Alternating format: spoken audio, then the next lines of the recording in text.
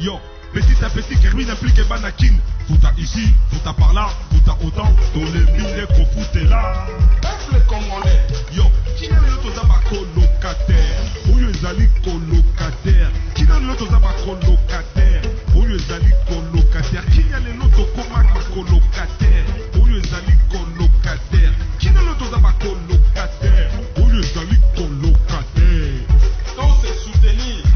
Il faut lutter pour une nouvelle société. Mais pour la lutter, il faut que ça ait arme, il y a vérité, il y a justice.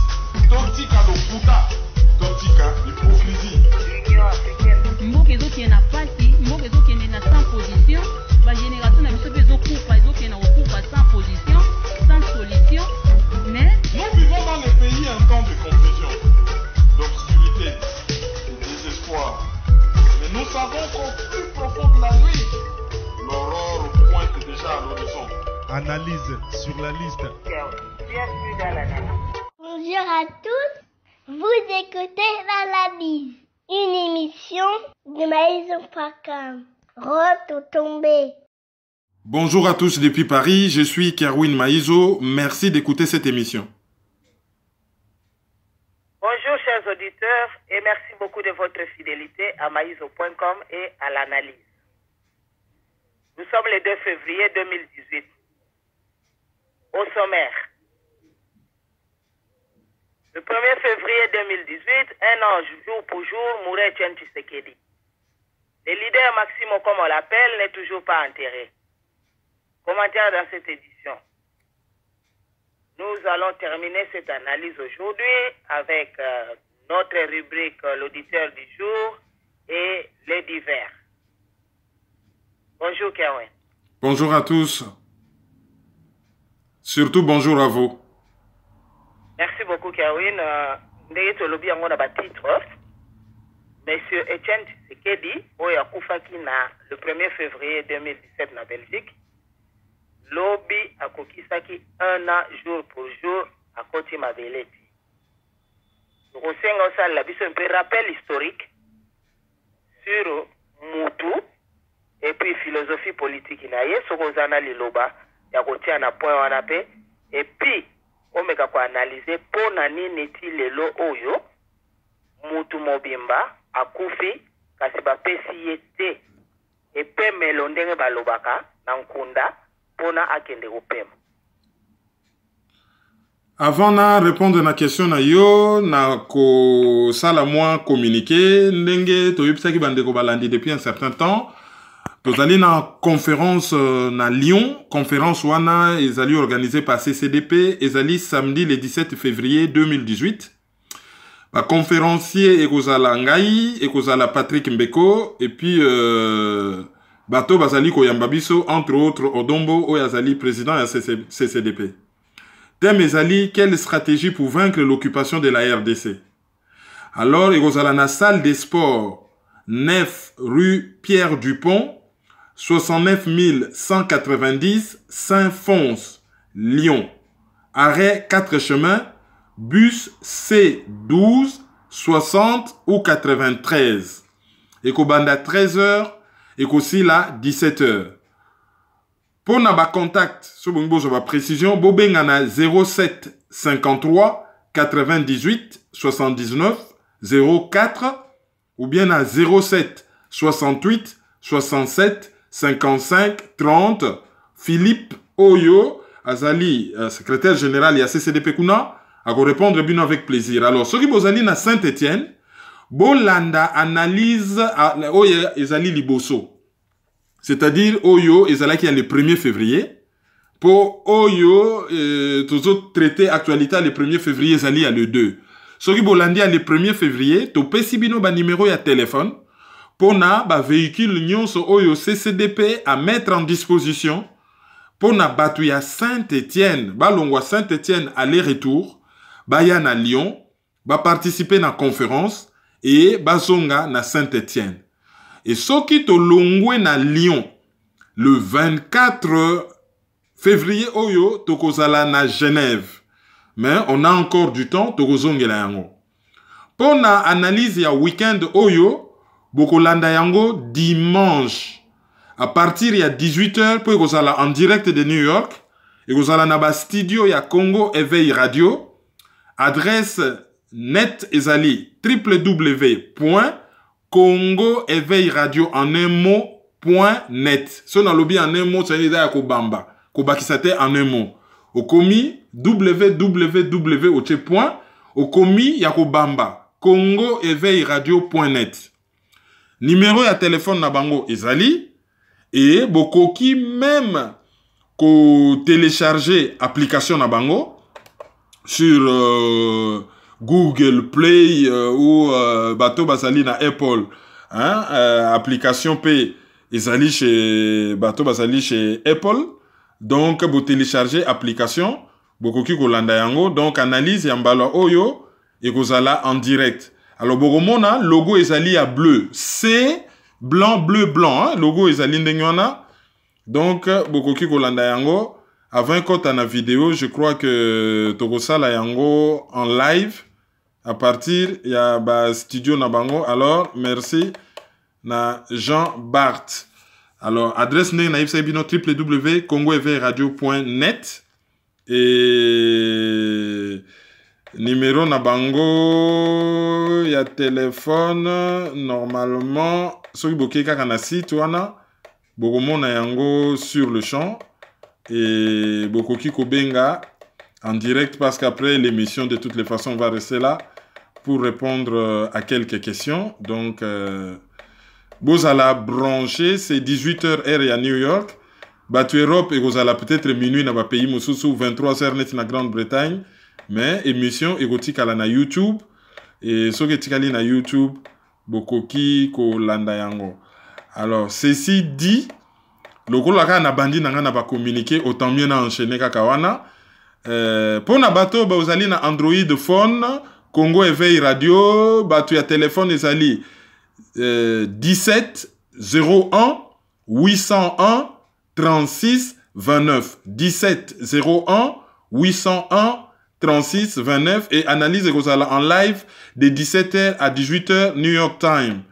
Voilà, donc c'est comme ça. Alors communiquer à Souka ezali que association bana kauka bazali ko informer bana kauka nyonso à travers le monde. Liwa ya mama oyo babengaka mama kauka. Hein, mama kauka azali maman par exemple ya Antonio ayebani makasi. Alors ba expliquer ngai mais pourquoi babengaka ye mama kauka. Babengaka ye mama kauka parce que na droit congolais ya kala. Pona moi ba infraction ya mike mike. Au lieu bokende na tribunal de paix, bokende ko encombré tribunal de paix, ezalaki na batu oyo ba ponaka na ba quartier oyo ba koki ko jouer rôle ya tampon. Ba yoki bino ba meki ko concilier bino soki simbite ba conseiller bino ba lobi bon, bokende ko mona zuzi ya l'état. Et batuana ezalaka yo swani na voisin boke ko funde pa na ye afandisi bino na poko bo bino bozo welela nini bokoki ko bongisa tala bino boza bandeko bouti mboka moko bozo sala makambo soni boy botika likamba lopango wana ezalaka boy botika soki ka bozo yo kate bon allez siko bokende pa ya leta mama ya kauka azali mama oyo kote wana moi makambwa ngana ye to bundaki nga no boya to bongisa nanu awa bokendo mona nanu leta te. Yangwana bazali ko benga ye mama kauka. Donc association bana kauka basengi to transmettre message oyo que mama ya kauka akufi. Ye bakundi ye nano te mais liwa oyo ezali ko occuper ba esprit na biso ndengo tuni question ezali liwa ya Nkondo Etienne Tshisekedi wa Mulumba. Usoki bolingi Mukulumpa Etienne Tshisekedi wa Mulumba.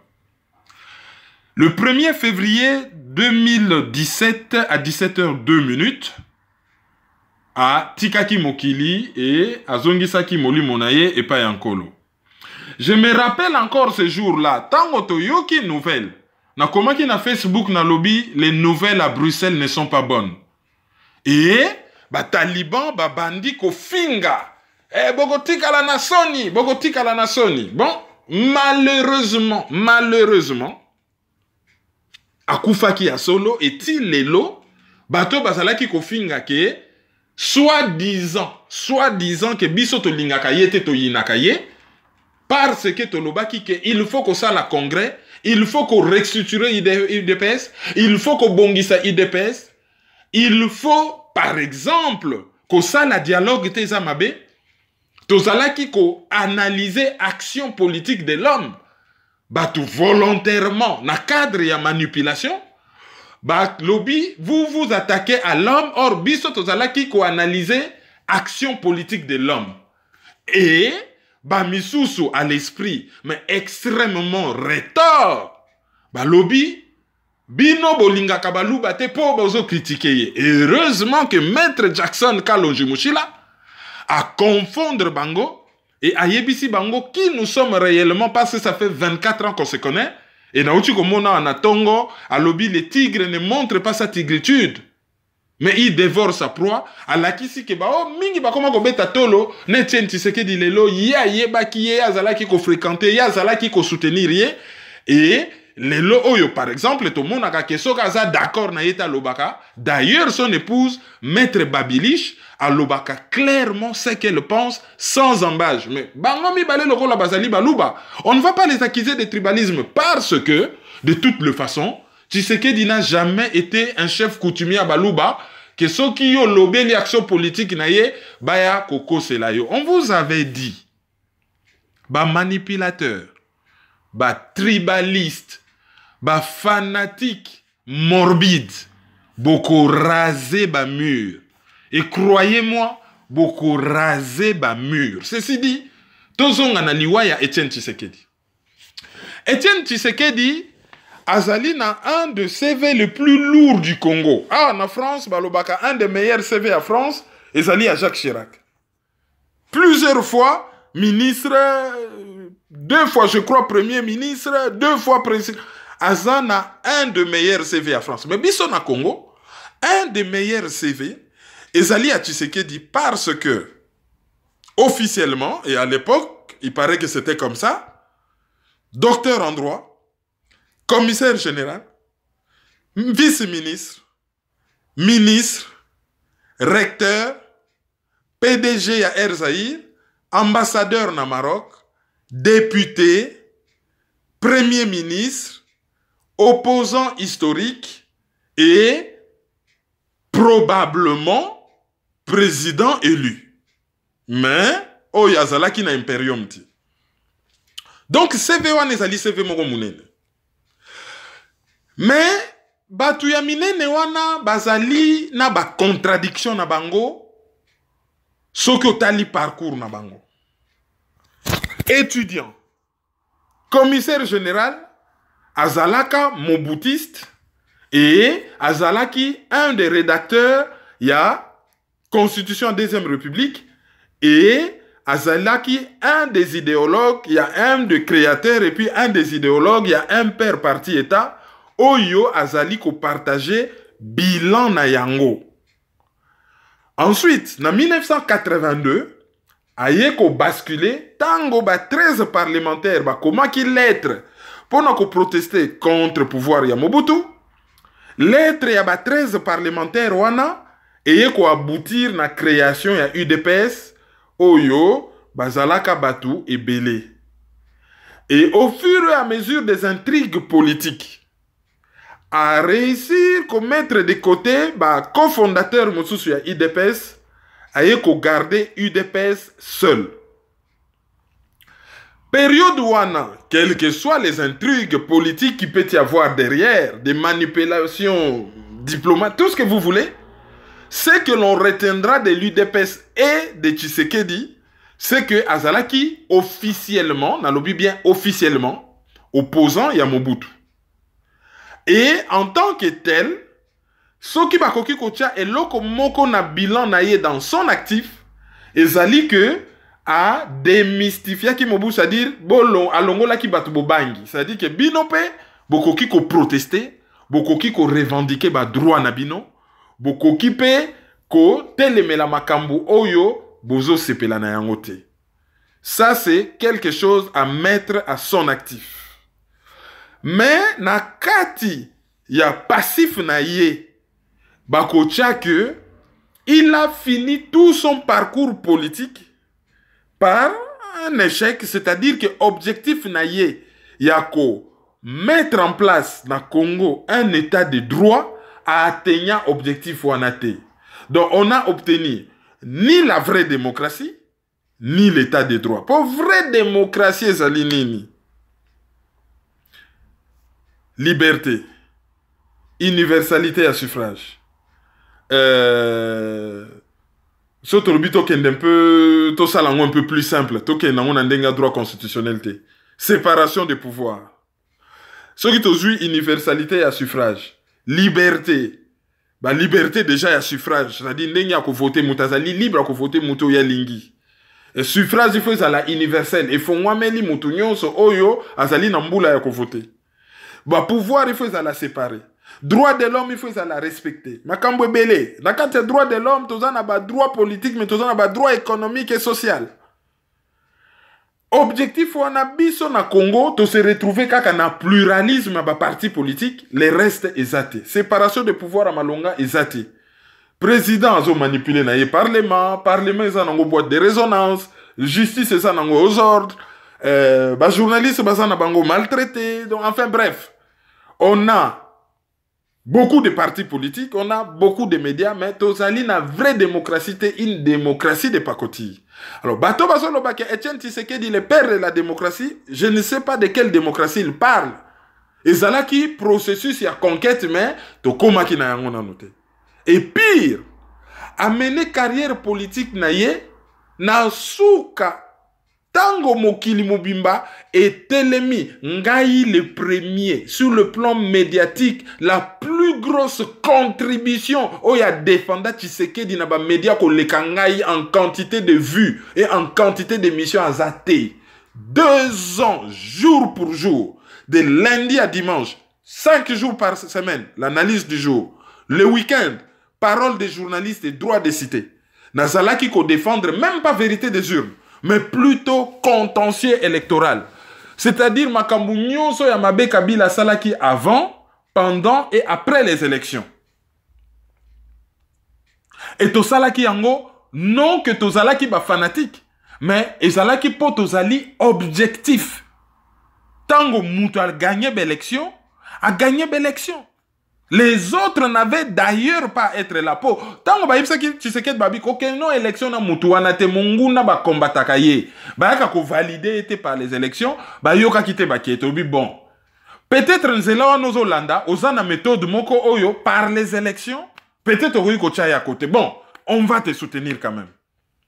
To soutenir yeti et simbité. Yé moko yé na ba phrase du genre bola la pongia ba bébé, les décideurs ont dit allez.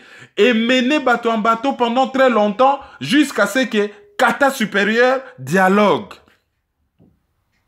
Et bandaki na on a fait des routes moko ongana lobaka ke et loko nini na fait des routes wana oyo soki Kabila tanyango akiti mabolongo na salobia mukulumpa merci ndenge lobinga na kotosa. Ezaki moyen ko yebisa bino ke sans contrainte, sans rapport de force, Kabila a obéir jamais. Kaka ba manipulation ya ba oyo bazali sima ya Kabila, oyo ba lingi mboka na biso te, oyo bazali ko affaiblir mboka na biso, ba se servir na Katumbi ba Dominique ya na ba Kabila ba yeko salela ye veste moko ya salité oyo eza na poids na yete na kombo ya rassemblement. Pona ba mema biso na schéma moko ya mabe. Tango rassemblement et salami parce que Kabila pona à vivre. Il ne faut pas que Congolais batimbela ke azali agresseur qui les pays occupés.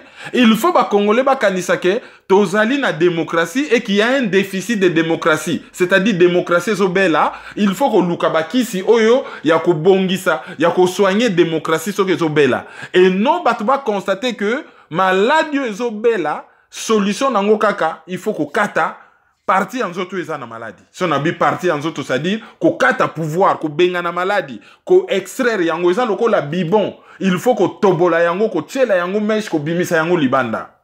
Ba minganga ba limbisa. Naza munganga te. Mais ba image ya simple lo to yebi auditoire na biso, ba tata na ba mama mikolo, to batu oyo, bazo maîtriser science politique te, yango na to memaka yango na lingala ya simple. Asalaki un bon diagnostic te, yangwana kendaki na dialogue, yangwana ndimaki rassemblement. Tango aye ko promettre carton jaune, 2 cartons jaunes et puis carton rouge, à tenir l'issue sous parole na yete. Promesse ya politicien, c'est un contrat de confiance avec un peuple. Tango sali promesse et que au réalisé ça déçoit. Tango akitaki na Kinshasa, plus d'1 million de personnes dans la rue, ces jours-là, pouvoir à Kabila Silaki, il suffisait qu'ils disent un mot. Makambo Sili, ça n'a pas été fait. Deuxième déception. Tango a remarqué peut-être, peut-être erreur naye, a décidé qu'à bazarder tout, à zongi na Belgique, à Yekokufa. Famille naye, basenga autopsie te, menaça autopsie, basenga te. Oh, il s'est passé beaucoup de choses.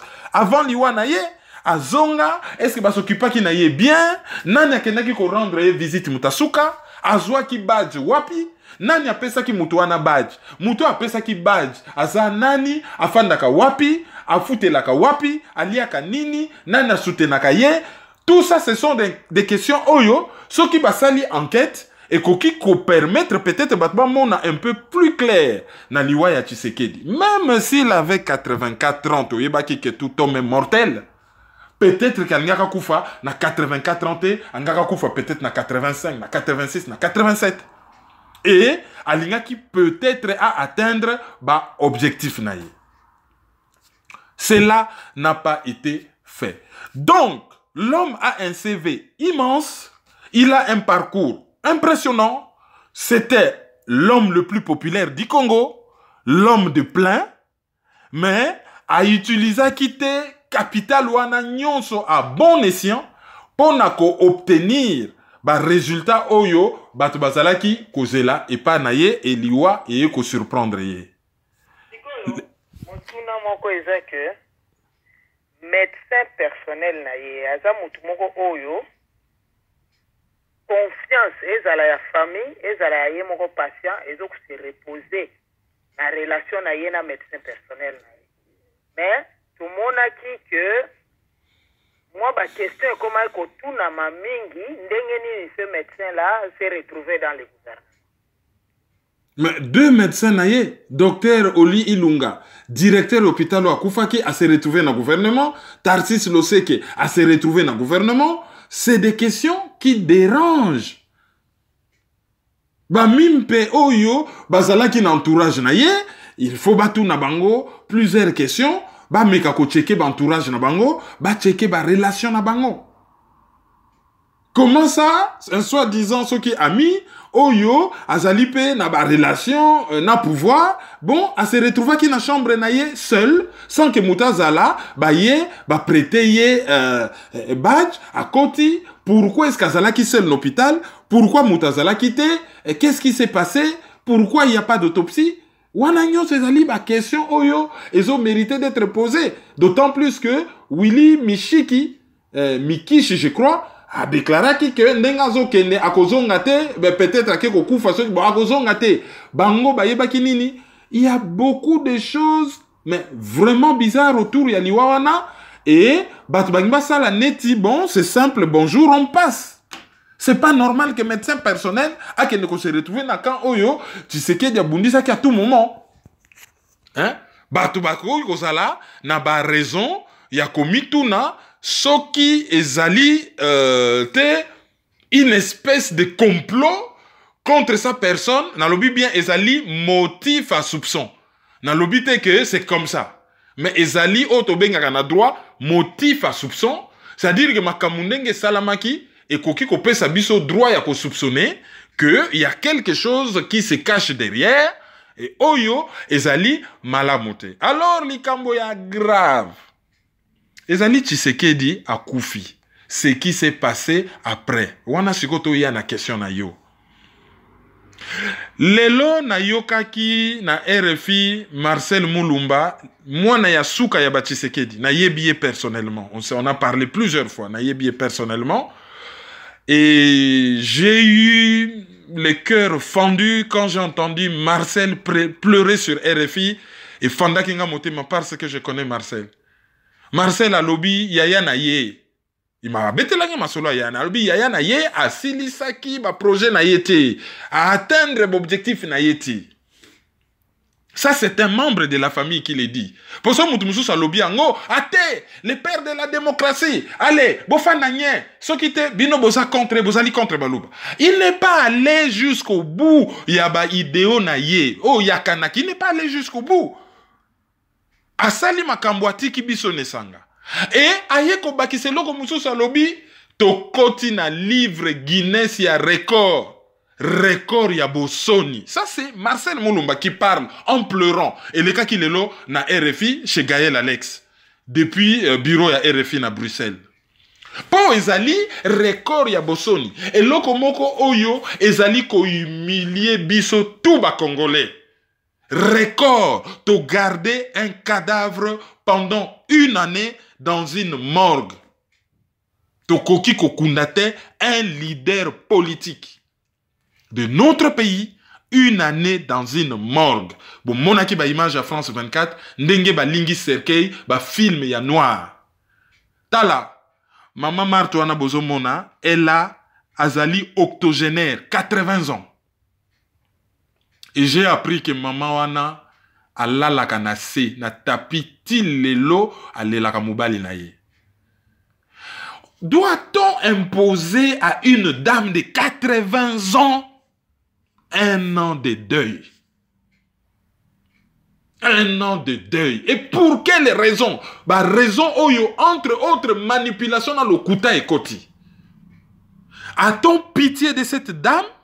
Ou bazali ko bomaye à petit feu? Bah, oyo ba yebi entourage à Mobutu, oyo ba monaka bazali ba observateur bo remarquer. Mama Bobi la dawala takalisu ba bijoute, mama Bobi la dawaza na mpili, ti mukolo, nzoto ya Mobutu, ekozonga, na Congo. Maman Marthe inane ya matanga alala kanase na ajwana. Bakoki kokunda Etienne Tshisekedi te.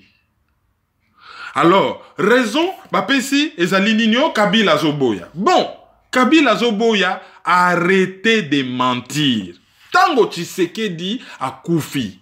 Gouvernement dépassé, désemparé poto yebi ke bembewana na kin. De son vivant à Bimisaka, 1 million de personnes en Zela.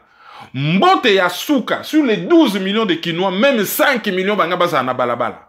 Et ces jours-là, les 30 000, ceux qui, combien de policiers, ou même ceux qui baillent dans l'armée congolaise Mubimba, 148 000 à peu près personnes, bangaki ba gérer Foulte et Kabila Lingaka Kende.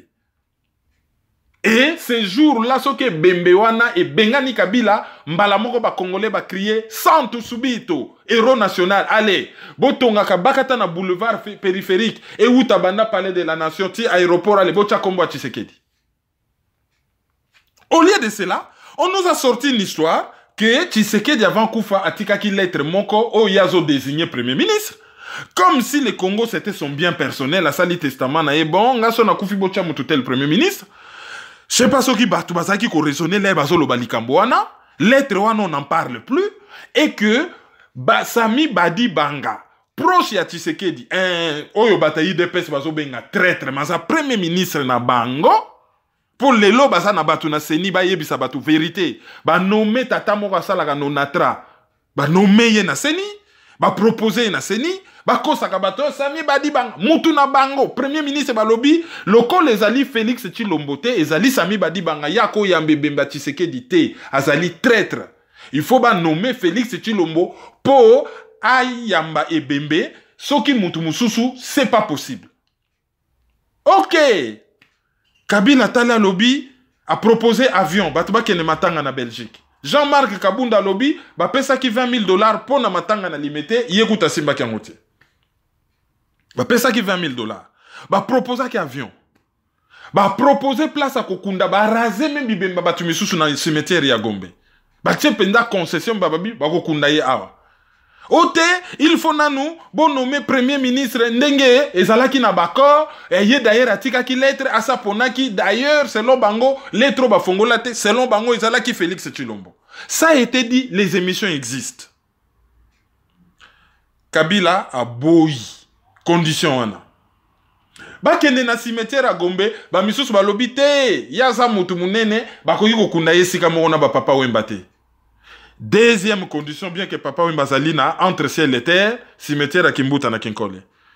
Allez, deuxième condition, à Yazali, héros national, il faudrait bakundaye na place moko devant palais du peuple. Pour ça parler du peuple, Yazali l'homme du peuple. Bakundaye à côté à stade des martyrs, ba famille ya ba martyr ya Pentecôte, loko la commune za la cité na dossier wana ba telemeli yango. Ba bamba, ba kimba, voilà, ba martyr wana nyonso. Batelemeli yango. Ah mais ezala kuna kota palais de justice pour yazali premier docteur en droit. Pouvoir à telemeli yango. Ah bon, bakundaye nandako.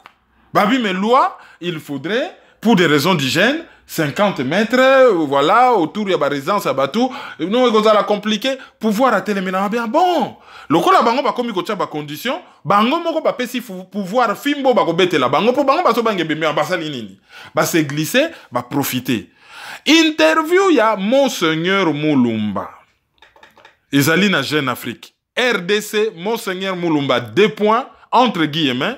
La famille n'envisage pas l'enterrement de Tshisekedi à Bruxelles. Mise en ligne le 1er février 2018 à 11h28 et mise à jour le 1er février 2018 à 11h45. Nazo pe sa ba erronyon so parce que mise à jour monsieur ko sala après so ki échappé biso yo lobaki oui wa biso to na mise à jour à 11h45. Mususu ezati. Alors, balobi même une honte nationale sur Twitter, c'est le député Patrick Mouyaya qui décrit le mieux les sentiments de beaucoup de Congolais indignés par le non-rapatriement de la dépouille d'Etienne Tshisekedi décédé le 1er février 2017 à Bruxelles. 12 mois après le décès de cette figure emblématique de l'opposition, les tractations autour de son enterrement se trouvent aujourd'hui au point mort. Et ça, on a français simple. Soni moko sur le plan national. Bakomi ko sala ba tractation. Masolo milai. Coca-Cola. Pona kokunda mutu. Monseigneur Mulumba batuni balobi mais bino bocha kite condition qu'il fallait ba nommer mutu moko boye premier ministre yangona makambu. Ezali koumela ya répondre à lobby liboso ezala kindenge wana. Mais depuis un certain temps to beta kalisu sous masolo wanate. Mais pourquoi batimisu sous masolo wangana? Ye moko patriarche a famille na bango ndeko na ye propre oyo azali mumpe ezali batu oyo tellement formé o bazo représenter Nzambe que to yebi bazali ba être humain mais ce sont des gens oyo parole na bango ça na poids. Ba ça ba posa ka condition wana me ba sundola yango. Mais elle a précisé que Tango va poser condition, le pouvoir en a profité directement. Il en a profité. Bakeyi tractation, bandimi. Ah, bako kundaye na concession moko nansele. Pouvoir andimi. Il fallait babimisa communiquer conjoint. Communiquer conjoint na et bimakate. Pourquoi? Parce que pouvoir a commis ko calé. A profiter na ba faiblesse na bango, na ba division na bango, oya ya lobby A, nasima mukongo mususu ya lobby B, et atali na ya lobby A, et bembe wana ezo déranger, ezala na poto. Qu'est-ce qu'on aurait dû faire? Tshisekedi akufi, pas question qu'on t'a condition, sans tout subito. Akufi, les obsèques, ok. Première solution. Bakundiye provisoirement. Pour raison comme toujours, il y a l'ingaka jamais exil, à kondima jamais bakundaye. Mais kokunda mutu libanda ezali provisoire. Ce qui bakundi provisoirement na Belgique, IDPS na ba Congolais, to bundi comme il se doit pour na chasser ba occupants. Une fois ba occupants ba keyi to récupérer ma belé na biso, to lobi bon. Chombe, traître ou pas traître. Atika lesi que salut bien zonga. Ote ye bon. Mobutu, qu'est-ce qu'il faut faire? Ah non, bon ye faut zonga. Alors baki wapi on nakawele. OK. Etienne Tshisekedi. Ah ye il faut zonga. Ye benda na mukolomboka. Bro, ah Tshisekedi zonga na mboka. Ba relire commission ba historien. Ba kamati mabe ya mutu batie na balance. Ba kamati bolamu ya mutu batie na balance sur le plan politique. Ma bena bolamu c'est nzambe mutajijaka. Je parle de politique et en des termes simples. Son alobi ma be ezali ba erreur politique. Ba avantage ezali ba victoire politique. Ba tchango nyonso na balance. Ba historien, ba politologue, ba notable, ba intellectuel. bato ya communauté ya renseignement bafandi balobi te ye penza héros national kochela ye monument na Mbuji Mai na Mbandaka na Ngandajika na Goma bozwa balabala moko na chaque grande ville bocha kombo na ye et ba oyo balingi basala monument na kombo na ye. C'est comme ça que les choses se passent. Soki balobi ke bakokunda na Bruxelles te. OK. Ba ye na Kinshasa par un vol régulier. Tango kaka bakokoma na kin eloko libose ko sala mandenge population ko bima batwana bakopakata. So batwana bapakati après pouvoir asike koti bachango na morgue na kino. Pouvoir asike koti après bakundiye. Mais soki batwana bapakati te bakundiye batu babundi pour lui rendre service justice et pour na bolamo ya biso moko ba congolais parce que nous ne nous battons pas pour Tshisekedi. Tshisekedi se battait bon pour les Congolais mais déjà pour lui en tant que Congolais. Donc nous on se bat pour nous, pour notre pays, pour nos enfants. Quand je dis nos enfants, c'est-à-dire la génération d'après. Ce n'est pas moi nanayo biologique, c'est la génération d'après, nos enfants. Tango batouana bakokende cérémonie à réhabilitation, une grande journée. Ah bon, bah héros nationaux nabiso, ah bah voilà. Toko bunde la bango boy, toko sai la bango boy. Mukolomoko awa na France na fanda boy, na kende na Saint-Denis, bloqué na ndenge koloka na tuni qu'est-ce qui se passe? Oh tango, babomaka Louis XVI na 18e siècle, roi ya France ya Souka, yena reine Antoinette, na révolution française. Mwana na bango muke bachaka ye na boloko ba maltraitaka ye na boloko abela tika tuberculose akufaka et batikala kokunda yete babwaka ka ibembe. Alors ba chercheur ba yebi place babwaka ka ibembe wana e ba sali ba test ADN na ba descendant en famille wana ba retrouver que place bakunda ye yangoyo. Lelo oyo ba bimisi ebembe ya bébé wana ba chango na cercueil ya muke toutes les têtes couronnées ba roi minene Europe ba yaki na crypte ya Saint-Denis, cathédrale à Saint-Denis wana o kaka soko za na ligne 13 ya métro, arrêt basilique ya Saint-Denis, place bakunda ba roi nyonso France, il fallait siko ebembe ya mwana wane kende. Souka na cérémonie cercueil ya muke mutakufe le kambula 200 parce que révolution française 1789. Donc en 1789, mwana na kufaki na ba 90 91 je sais plus, mais début 90 1790. Baya kokundaye et ba réhabilité ye 2 siècles après ezalaka souka na cérémonie zomona ba président ba tête couronnée Europe. Est-ce que biso na Congo soki a solo, moi je n'en connais rien na lobi ba historien ba sala yango. Soki a solo Tshisekedi des héros national. Soki ba kokundaye 10 ans après, 5 ans après tango batwana ba kei, ba ko rendre ye honneur te. Honneur yango c'est tout de suite. Il ne faut pas bon réfléchir. Taisez-vous. Pas de réflexion. Lui, c'est un héros. C'est un demi-dieu. Tout de suite. Héros national, tout de suite. Comment qu'on galvauder titre héros? Déjà, je peux ça Laurent Désiré Kabila. Yéna Tshisekedi déjà, Tshisekedi azali plus méritant. Mais est-ce que Ezala Kikaka tout de suite? Enterrement, mausolée, héros national, tout, décrétif, obéissez, allez, taisez-vous, ne dites rien. Sokolobi quelque chose, on Moulouba, non, ndeko yofo lo bango en interne. Yoko bimisango libanda te, yaka, yofo lo bango en interne. Soki mutu, ah, tribaliste, xénophobe. Balouba bazab étranger te, xénophobe yiko loba, la haine de l'étranger. Moulouba c'est étranger, taza congolais. On ne peut pas parler de xénophobie quand on parle d'une de langue nationale du Congo.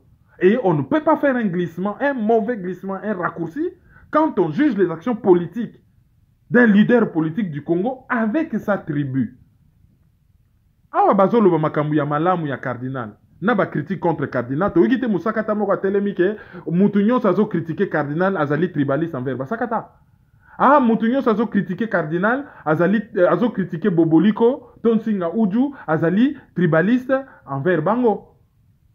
Ah, mutu nyonso oyo akoloba likambo contre Claudia Sassou ou Denis Christel Nguesso, ah, ye azali tribaliste alingi ba congolais abrazate alinga kabasaka tate. Mutu nyonso akoloba likambo contre Kizenga, oh non, ye azali contre Bapende ou contre Muzito azali contre Bapende. Mutu nyonso akoloba likambo contre Mobutu ou contre Ngbanda azali contre Bangalate. On parle de Mobutu, on parle de Ngbanda. Et mutu nyonso akolobela régime ya Paul Kagame azali contre ba Rwandais lambda te, azali ko dénoncer un régime politique yamabe. Les gens ne doivent pas confondre les choses. Ce qui basala ki yango bien, et nyaki za malamu, lelo bafuti $16,000 na funerarium. Peut-être, hein, c'était un ancien premier ministre, il n'est pas pauvre. Il a un des meilleurs CV, il n'est pas pauvre. Mais $16,000 wana, nakabe yaka mwanga, et ça la paie moins dispensaire. Hein? Moins dispensaire, d'autant plus que côté wana, et l'eau est à la rati. Zéro, Zamba, et l'eau. Oui, 16,000 €, pardon. Et l'eau est à la rati. Donc, problème ezali kaka te kolobao Kabila ndenge nazomona na interview Monseigneur Mulumbao, l'ambassadeur de Belgique nous a dit que Kabila azobanga bembe ya na Congo et koki ko soulever et koki ko benda soulèvement populaire azobanga. C'est l'ambassadeur de Belgique qui a dit. Ça et yebani nango. Mais Kabila a profité na ba erreur ya famille biologique certains membres, na famille politique, ba sala ki be erreur moko na gestion ya dossier wana oyo et Sali bango effet boomerang, écoutez bango cher et humilier toute une nation. Dans l'obaka batuba sala, tu sais qu'il y a ça la congrès. On m'a traité de tous les noms d'oiseaux. Résultat ezani. Congrès salamate, yemoko na interview moko apesaka Fabien Kouswanika. Alobaka ni. L'IDPS est en lambeau. Et atiki ke l'IDPS? Comment expliquer que à Kinshasa, tolobite partout, c'est-à-dire que ce bolingi leader na bino bogo sala messe na Bruxelles, na Paris, na Kin, na Kananga, na Goma, je sais pas moi, na Matadi, ça c'est normal. Mais tozolo ba na Kinshasa au même moment, 4 messes ceux qui combien ah, Tibala na batunaye, Tshisekediste, proche na coin na ye, Félix Tshilombo na batunaye na coin na bango, Mubake na coin na ye, toyokaki Notre-Dame de Lingwala, Notre-Dame disait partout. Vraiment, Nzambazo sepela na bato bazo ya divisé ndenge wana pour une même cause boyo ko sambela la mutu moko boza na baranking boza divisé. Mais avant boyo ko sambela ye, il fallait nanoke ko se réconcilier nan ndeko na yo. Pardonne-nous nos offenses comme nous aussi nous pardonnons ceux qui nous ont offensés. Aucun n'a nous pardonné de konoboke ko yo kanana ye avant ko yo kanana nzambe. Ils vont aller prier, diviser et bazo étaler ba division na bango sur la place publique. Pour quel résultat? Bolanda ba interview, bolanda ba communiquer ça ko s'annuler. Et ça ko s'annuler, zo sala sonne ça ko s'annuler. Parce que un congrès n'avait pas été fait. Moutazo Bella, on ne prépare pas l'avenir. C'est comme s'il est éternel. On ne prépare pas l'avenir. Ceux qui ba politologue, ba analyste, ba lobby, bon préparer à venir. Dirigeant nabino azali éternalité. Oh, bozo côté langwapi. Oui, mais les dirigeants, ils parlent de notre pays. Nous, on n'analyse pas sa vie personnelle, lui, sa femme et ses enfants. Nous, on parle de l'action politique. La situation, parce que tout bengango na sens moko figuré frontière entre IDPS na famille biologique, il y a M. Etienne Tshisekedi qui clarté. Et puis, selon les dires, il y a un journaliste belge, Johanna Loubaï, qui IDPS, le comme une situation commis. Et Zalipona, leadership, il y a Yemoko, le leader Maximo. Oui, oui, Ezali, disons, Anne-Marie Crow, Alobaki, tu sais qu'il y a beaument IDPS pour un tribalisme, na manque de vision. Et bah, Taliban, les lots articles, on est en ligne, bah, l'obaka rien. Bah, razaka ba mur. Mais elle l'a écrit, mais noir sur blanc. Noir sur blanc. Et c'est ce leadership-là, Oyo, et ça dit que maintenant, l'UDPS, c'est allé éclater, et ils ont continué, qu'aucun de tout à mur, ils ont arrangé Nani, ça arrange Kabila. Est-ce qu'on va condamner Batu Oyo Lokola Sami Badibanga, Bruno Tshibala, Oyo Monique, Ndenge, qui est vraiment droit au mur? Il faut Luka moyen, survivre autrement politiquement. Oui, sur le plan politique, on peut comprendre que au fond na parti moko Oyo, Bogera même pas na ndenge assez. Il fallait pas banda conquête en Osobangba Kende, au Pacifique, il fallait pas banda on na ndenge assez. Bazan na parti politique, bazan expérience à gestion, t'es même quartier commune, rien. Bazo c'est quand même Batukeo, Chibala pona téléphoner, Azali ko bamba tellement téléphone que il faut qu'il y ait des côtés à mur. Alors, de ce côté-là, c'est aussi l'échec de l'UDPS. Bazo formé Batou sur le plan idéologique. Ok. Mais sur le plan gestion, au lieu de bandamo ba conquête à Mike ba quartier ba commune, bazo banda conquête na seti ba keko souka na poste à président, bango batako ça la conquête par les hauts. C'était déjà une erreur. Deuxième erreur, il y a UDPS. Ezali que au lieu de former ba militant, Yango est formé ba fanatique. Ça c'est aussi mais une vraie catastrophe. Na aucune église, ba lobby notre l'idée d'emploi qui terme moko mais qui frisait l'idolâtrie, notre leader héros national, ce qui est héros national, mais c'est on a dit une de radio, mais ça frisait l'idolâtrie. Deuxième erreur, bah formant, au lieu de former bah militant, bah citoyen, bango bah formé bah fanatique. Wana ezali deuxième erreur. Côté na bango, échec ezali, sami badi banga akoka koyana ebembe ya vie na yete.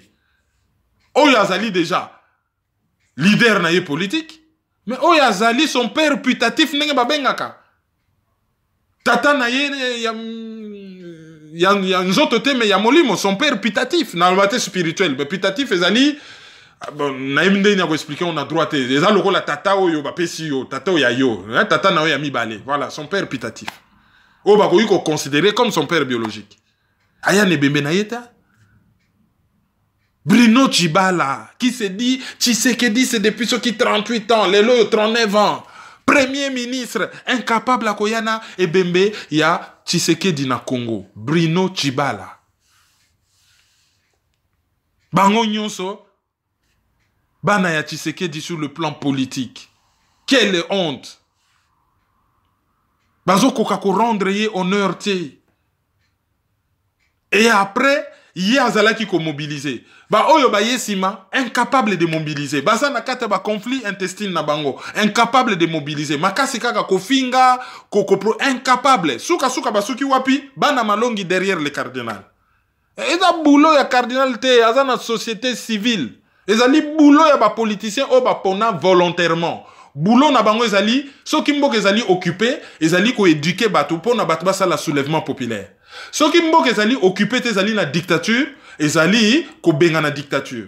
Soki mboka ezali na démocratie, ezali ko conquérir pouvoir, ko wele la ngbende ya bokonzi, ko fande la yango et ko luka ko garder yango par les élections le plus longtemps possible. Na occupation ko éduquer batu ba se soulever. Na dictature ko teleme la dictature. Na démocratie ko conquérir pouvoir pe ko garder yango. C'est ça le rôle d'un parti politique. Est-ce que ba parti politique ya Congo à part l'UDPS bazo sala yango? Non. L'UDPS c'est le grand frère de tous les partis politiques du Congo ou la grande sœur comme c'est une union. Azo jouer rôle naie? Non. Plusieurs fois non. Ce qui ba linga ka Tshisekedi. Ce qui ba sala ye honneur. 1. Ba reni UDPS. 2. Ba se prendre en charge. Voilà. C'est prendre en charge un Koloba. Tshisekedi n'est plus là. Biso ba politicien. Toko remplacer valablement. Toko se mettre devant, on va dire à la population, suivez-nous, voilà les chemins à suivre. Tout le monde qui bat t-shirt na Belgique, lui il a fait sa part. Faisons la nôtre. Prenons-nous en charge. Oui, effectivement, prenez-vous en charge.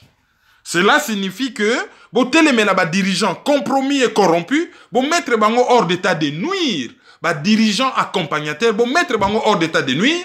Bon, se mettre devant bino ba bon dirigeant, oh bako laksa bino nzela, oh bako zala ba généraux d'armée, bako zala liboso na bino ko laksa bino nzela, ba oh bako zala ba timonier, ba oh bako zala na sima na bino bako tindika bino de telle sorte que tout le monde a libération ya mboka wana. C'est le seul honneur oyo tokoki ko rendre na Etienne Tshisekedi, oyo lobi ko loba. J'ai commencé une lutte, bana na biso ba continuer yango, voilà les résultats. Oh nyon se kotikala après. Ben, la honte continue parce que, bon, il est toujours là, na mort. Jour J+1, tozongi si compteur à 0. J'espère que toko matin na 2 mois, 3 mois, 4 mois. Non.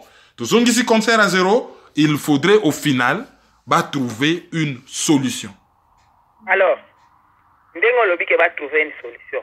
Est-ce que, bah, comme que la maman Marthe Mawa, bah, ça là, monsieur Etienne Tshisekedi cérémonie, bakundaye na Belgique fonde balobi ke o mabele boya ka mutute bakunda ye s'il y aura des choses à rectifier après bakosala ngo lere bakozwa bokonzi parce que toyebi ke parti politique nyonso erefaka conquête ya pouvoir mais eloko ezokamusanga eza silence ya bachef coutumier oyo ya côté ya Kasai oyo M. Etienne Tshisekedi toyebi ke il appartenait à la nation mais aza na place oyo ye abimaki bachef coutumier wana nde balobaka o maye kendaki nyoka pona mutu akolakisa ngo nzela azalaki te eske bachef coutumier na bakoki kovanda te babengi famille biologique bayebisi bango ezalaka boye.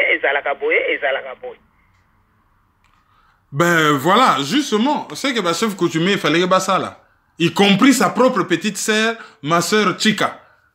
Oyo azali na parlement Godio, mais il fallait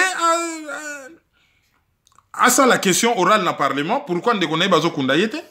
Il faudrait me kakotia question na parlement. Nde connaît azo chango na parlementaire, to yebelo ko sala na parlementaire. Bah chef coutumier, il faut pas prendre ma responsabilité dans le lobby. Chez Baloubele Kakaboyete, qu'est-ce qui se passe? Bah bête a du point sur la table, bah télémela yango et bah trouver solution. Ben tant que la solution n'est pas trouvée, ben touch one, touch all, Sony Amoko Sony Nabisotu, nous sommes une nation. Hein? Sony, Yakasai eza Sony ya Congo Mobimba, et biso libanda bazota la teke, oh yo muluba mongala, biso bazo yebisa biso balobi, ah, mais vous les Congolais là, vous êtes vraiment incapables d'enterrer le vieux. Ah non, c'est un dossier compliqué, mais oui, mais ça devient quand même la honte, hein? Vous êtes vraiment incapables d'enterrer le vieux. C'est n'dengue comme Mobimba, tozali ba incapable. Yako défendre mboka na biso. Mais même incapable d'enterrer quelqu'un dans notre terre à nous. Bah, boto libiso ma beleti na niveau que, bon, tozo le la mukili mubimba, na oka ki même bazo senga, na Belgique, to France va intervenir. Quelle honte. Bah, boto libiso ba pays, Belgique, France, venez intervenir. On est incapable d'enterrer notre leader dans notre propre territoire. Mais même Belge en ozo kende devant ye, azo mon alobi, mais bato baza normal ou pas? Mais oui, mais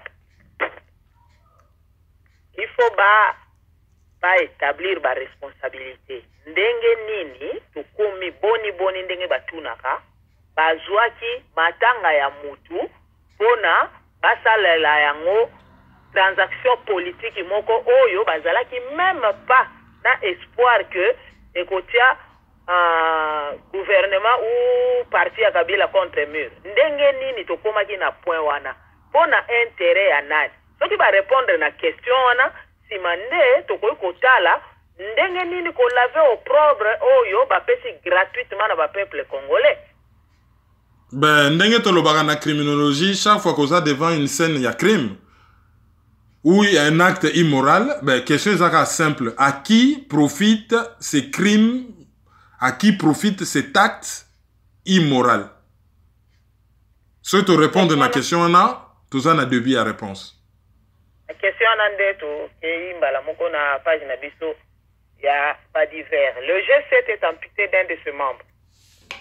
G7 parti à disons groupe il y a 7 personnes oyo ba soutenaka Moïse Katumbi ba tapé perdre au balongwa qui en dernière minute ba keye pa ya Moïse Katumbi disons ba keye na rassemblement et na kati ya rassemblement bango ba sangani ba poni Moïse Katumbi comme candidat à l'élection présidentielle. G7 wana ezalina membre moka longwe comme on a eu Dani Banza article pesa na Jeune Afrique hein, par exemple mais kaka na Jeune Afrique te ils a article le 31 janvier na 17h 10 RDC Moïse Katumbi perd un allié, Dani Banza quitte les G7.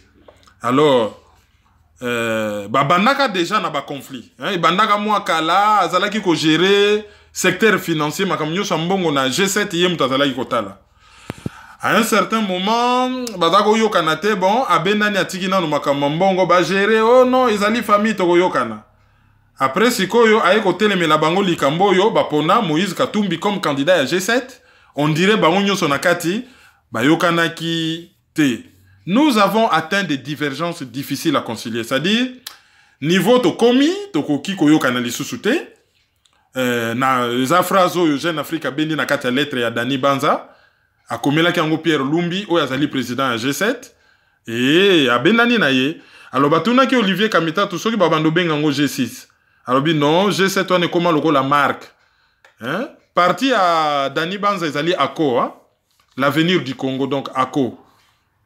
Et balobi non, ezali marque bako garder combo ya G7 malgré que batikali G6 et ezali nango ouvert bat misusu ba ya bakota bazo sepela kaka ke Dani Banza kei mais mukanda komela ki bango pona ko démissionner ezalaki sans inimité. Yaki mukanda mabete ke ozo benda na komo finga bato komo lobela bango mabe komo pesela bango non.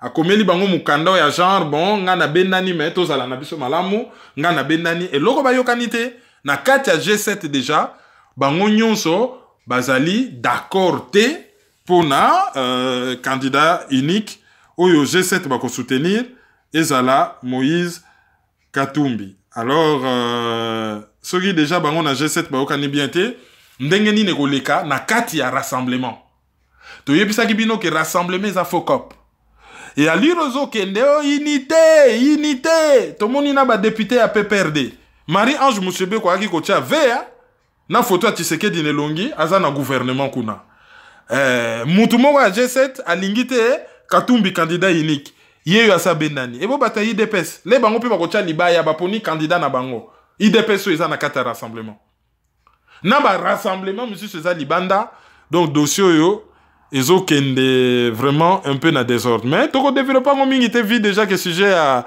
Tshisekedi ezaki Moulayi et puis yango mutu ezalaki quand même sujet principal et analyse na biso ya lelo donc na mukuse bazali na ko bunda bango na bango donc esanga ekoti mobulu.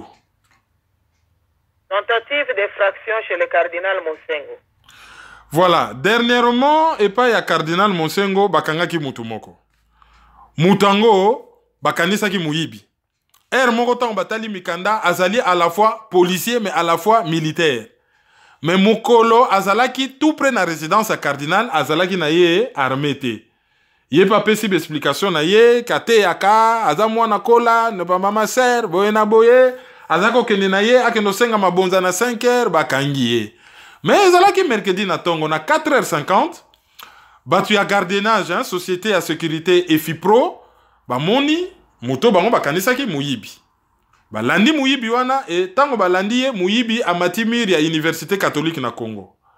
Et les ramati mur ezana mwa porte moko na mopanzi et memaka kuna vers archevêché esika tata cardinal na ba bureau ya tata cardinal ezalaka. Alors mutu wana azalaki na tango bakangi azalaki na 2 pièces d'identité. Na moko azali militaire c'est-à-dire soldat, na oya mibale azali policier. Tango batuni ye alobio azali ko luka archevêque pona asala ye mabete mais pona senga ye aide financière mais na 4h50 hein. Ozo luka évêque archevêque cardinal pardon mais na 4h50. Soko lingo senga ye mbongo ba na 9h na 8h. Ou soki balobi ka bimaka kendaka messe. Oye na 6h ofandi na porte na se. Tango ya ko bima na 7h 6h30 tata cardinal oche liboko olobi likamuna yo mais na 4h50. Alors babengaki police ayaki bazwiye et bamemiye bazali nakoyoka ye. Alors ce que ezali que pouvoir mutatinda kiye c'est que police akozala na ye objectivité et ko suka nango ka ndenge ba dossier misusu suka na Congo ba dossier neti ya ba Chebeya ya ba Mamadou Ndala ya ba Armand Tungulu o baloba kaka enquête bâclée. Mais loko ezo pesa passe ça qui a na 2 identités ya ba membre de l'ordre. Oui, il y a pas force de sécurité, donc c'est louche. Très louche comme dossier. Oui, mais il y a pas uniforme. Moko policier, alati uniforme, il y a soda, moko soda, alati uniforme, policier, mais et comme petit n'a pas identité. Le total jusqu'où tu combien non-état. Ah ouais, tozali véritable non-état. Ça c'est terrible et enquête wana ndenge fonctionne na Congo et kozala bâclé. Auditeur du jour.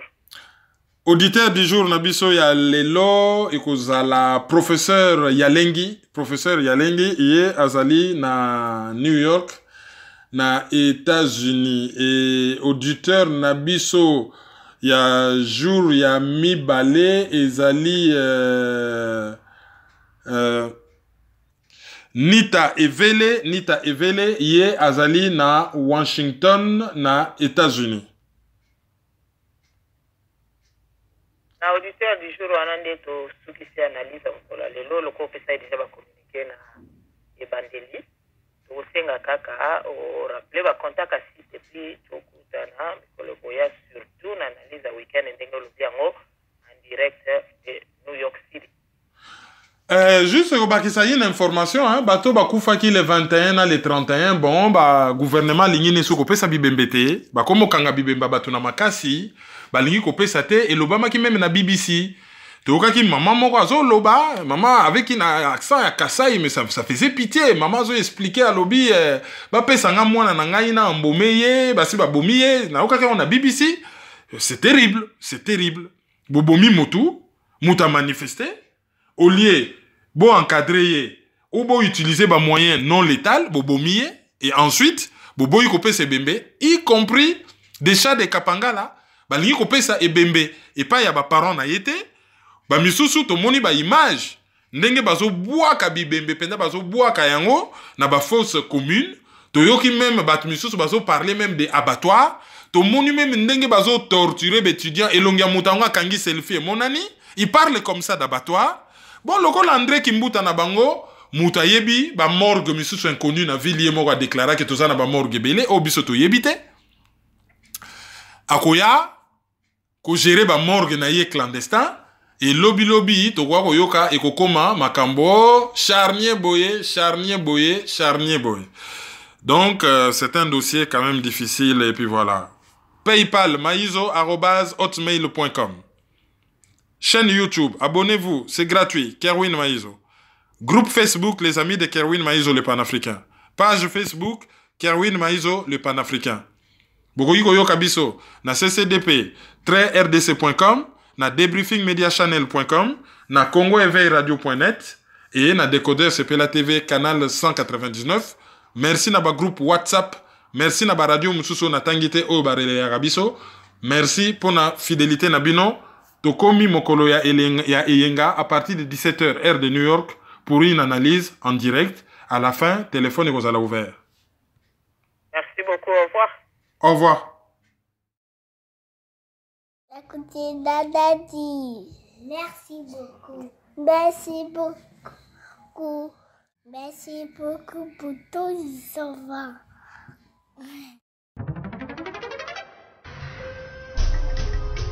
Yo, petit à petit, Kerwin implique Banakin. Tout à ici, tout à par là, tout à autant. Tous les mille qu'on là. Peuple congolais. Yo, qui n'a le toza ba colocataire? Où yeux zali colocataire? Qui n'a le toza ba colocataire? Où yeux zali colocataire? Qui n'a le loto koma colocataire? Où yeux zali colocataire? Qui n'a le toza ba colocataire? Où yeux zali colocataire? Donc c'est soutenir. Il faut lutter pour une nouvelle société. Mais pour la lutter, il faut que ça ait arme, il y a vérité, il y a justice. Totika lokuta, totika l'hypocrisie. Mboka ezokende na pasi, mboka ezokende na sans position, ba génération na biso ezokufa, ezokende na kokufa sans position, sans solution. Mais nous vivons dans les pays un temps de confusion, d'obscurité, de désespoir. Mais nous savons qu'au plus profond de la nuit, l'aurore pointe déjà à l'horizon. Analyse sur la liste. Bienvenue dans la